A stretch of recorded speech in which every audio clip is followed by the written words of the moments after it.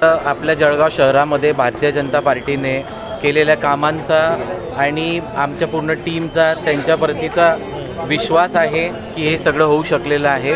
मी सगळ्यात आधी आपले भारताचे पंतप्रधान मोदीजी, त्याच्यानंतर आमचे राज्याचे मुख्यमंत्री देवेंद्रजी फडणवीस, त्यानंतर आपले नामदार गिरीश भाऊ महाजन आणि सोबत स्मिताताई वाघ आपल्या खासदार आणि माझे वडील जळगाव शहराचे आमदार राजूमामा भोळे, या सगळ्यांना मी खूप मनापासून धन्यवाद देतो आणि आभार व्यक्त करतो की त्यांनी मला ही संधी दिली आणि मला पार्टीचं एक पार्टिसिपेट करण्यासाठी आणि विकास करण्यासाठी प्रभागाच्या मला संधी दिली। सोबत प्रभाग क्रमांक 7 क आणि सगळ्यात जास्त मोठं सॅक्रिफाईस माझ्या आईचं आहे।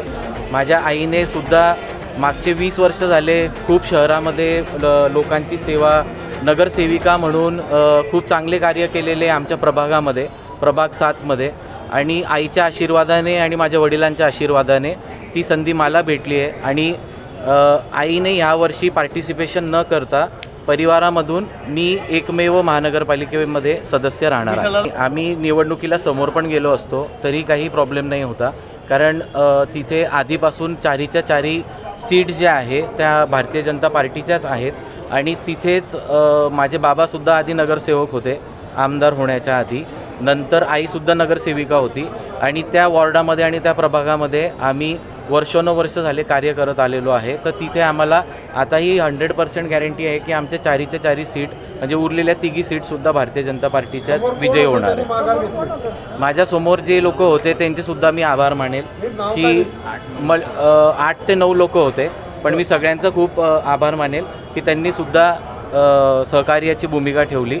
आणि सोबत असं आहे की मला प्रभाग 7 क चं प्रतिनिधित्व करण्यासाठी संधी दिली।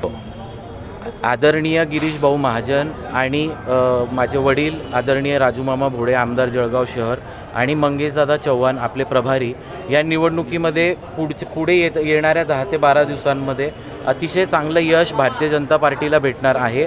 आणि जेवढ्या आम्हाला सीट्स मिळाल्या आहेत त्या सगळ्या सीट्समध्ये आम्ही पूर्णच्या पूर्ण सीट्स आम्ही पुढे जिंकून येण्याच्या प्रयत्नामध्ये आहे। आमची त्याच्यामध्ये असं आहे की मी तुम्हाला आधी जसं सांगितलं की माझी आई तिथे नगरसेविका होती आधीपासून। असं नाही आहे की आम्ही तिथे कोणाला थांबवून आधीच्या कोणत्या मेंबरला बाजूला करून किंवा त्यांना काही सांगून आम्ही त्यांना थांबवलं आणि मी तिथे आलो, असं नाही आहे। उलटं माझ्यासाठी माझ्या आईने सॅक्रिफाईस केलं आहे, तिची सीट तिने सोडली आहे आणि मी तिथे आलो, तर आमच्या घरामध्ये एकच सीट आहे।